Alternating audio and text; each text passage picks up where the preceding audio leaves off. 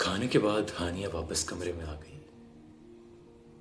तस्वीरें अब सामने सोफे की मेज पर रखी थी और वह कमरे में बेचैनी से टहल रही थी। जहन सोचों में उलझा था। मैं आज वाहिद से बात करके रहूंगी। उन्हें बताना होगा कि उनको ये तस्वीरें किसने दी। कौन है जो मेरे और वाहिद के दरमियान मजीद बदगुमानियां पैदा करना चाहता है। वो भी सोच ही रही थी कि आहट पर चौंकी। वाहिद कमरे का दरवाजा खोलकर अंदर दाखिल हो रहा था।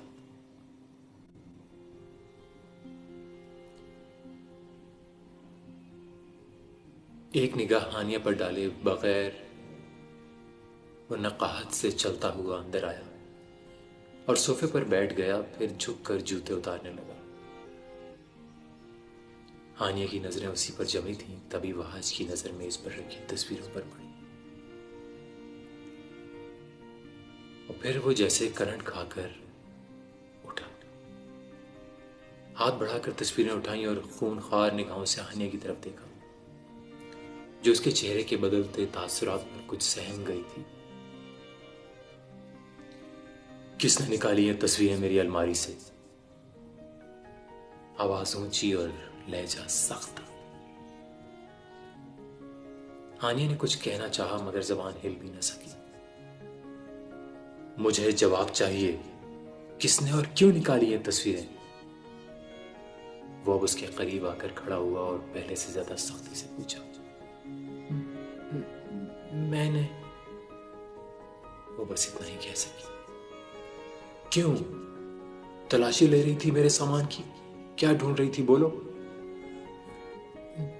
नहीं, वो मैं बस यूं ही देख रही थी। और हानिया लरजते हुए बताने की कोशिश कर रही थी मगर वाहिद मजीद कुछ सुने बगैर उसकी कलाई पकड़ते हुए एक झटके से अपने नजदीक किया। कलाई पर उसकी गिरफ्त इतनी सख्त थी कि हानिया ने उस दर्द से आंखें मीच ली। दोबारा मेरे सामान को या मेरी किसी चीज को हाथ लगाने की कोशिश भी मत करना, सख्ती से कहता हुआ बोला और एक झटके से कलाई छोड़कर वो मुड़ा। हानिया ने बेसाख्ता दूसरे हाथ की कलाई को थामा जहां अब वाहिद की उंगलियों का निशान था। मगर ये तस्वीरें झूठी हैं, ऐसा कुछ नहीं है जैसा आप मुझे समझ रहे हैं। वाहिद का उठता कदम रुक गया। उसकी आवाज पर वो वापस मुड़ा और उसकी आंखों में देखते हुए बोला, मुझे फर्क नहीं पड़ता कि ये सच है झूठ। सच पूछो तो मुझे तुमसे जुड़ी किसी चीज से भी फर्क नहीं पड़ता। तो क्या आपको इन तस्वीरों पर यकीन है? मैंने कहा ना, मेरे नजदीक इन तस्वीरों की कोई अहमियत नहीं।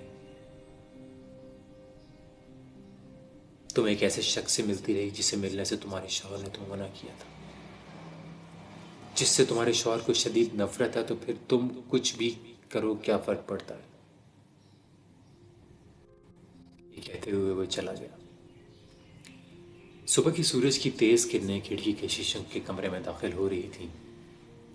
ऐसे में वो बेखबर सोई हुई थी। सूरज की रोशनी उसके चेहरे पर पड़ी तो उसकी नींद टूटी। आंखें मलते हुए वो उठकर बैठी। फिर इर्द गिर्द देखा, वाहिद कमरे में नहीं था। उससे अजीब सी मायूसी हुई।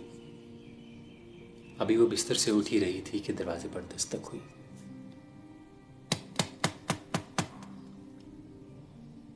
आ जाओ। हलीमा दरवाजा खोलकर अंदर दाखिल हुई।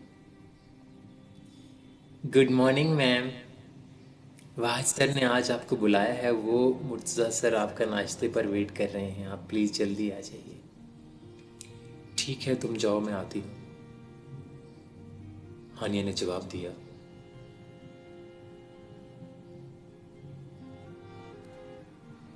मेरे वेट क्यों कर रहे हैं?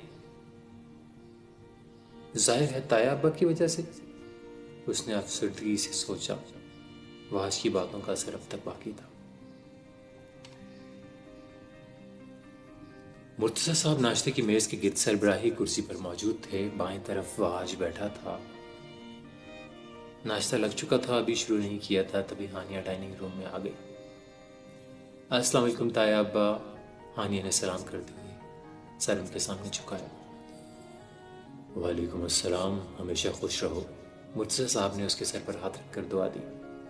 हानिया उनके दाएं तरफ रखी कुर्सी पर बैठ गई। तो कैसा लगा मेरी बेटी को हमारा घर?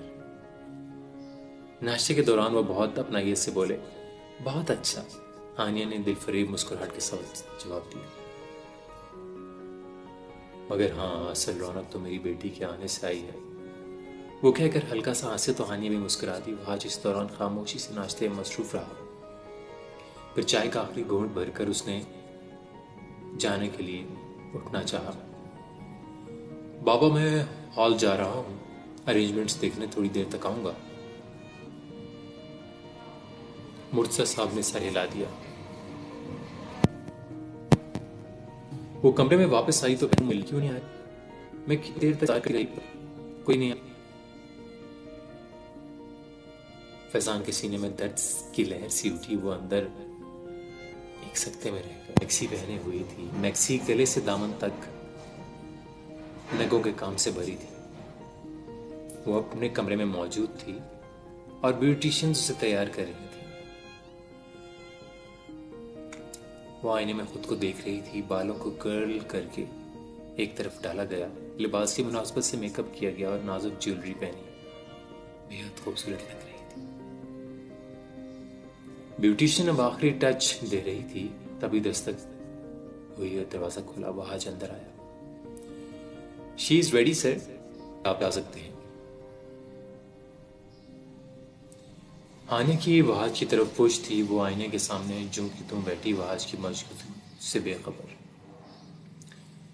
चलो हॉल साथ जाना है हमें, बाबा भी जा चुके हैं। उसके बाद सुनते ही जैसे होश में आई, तभी वहाज की नजर उस पर पड़ी। एक लम्हे को वो सांस लेना भी भूल गया। कितनी ही देर तक उसके चेहरे से नजर ना हटा सका। और इसी लम्हे उसे एहसास हुआ कि सामने खड़ी इस लड़की की मोहब्बत कभी उसके दिल से खत्म नहीं हो सकती। चलें। बहुत देर तक वहाज बोलने का इंतजार करने के बाद थक कर खुद ही बोल बैठी। तो वो तेजी से दरवाजे की तरफ बढ़ा और निकल गया। कराची के आलीशान हॉल में वहाज मुर्तजा वलीमे की तारीफ कर रहे थे और दोनों ही चेहरे पर झूठी मुस्कुराहट सजाए आने वाले से निहायत खुश इखलाकी से मिल रहे थे। इस सब के दौरान हानिया गाहे बगाहे मरकजी दरवाजे पर भी नजर डाल लेती थी, जहां से वक्तन फवक्तन मेहमान आते जा रहे थे, मगर जिनका इंतजार था हानिया को,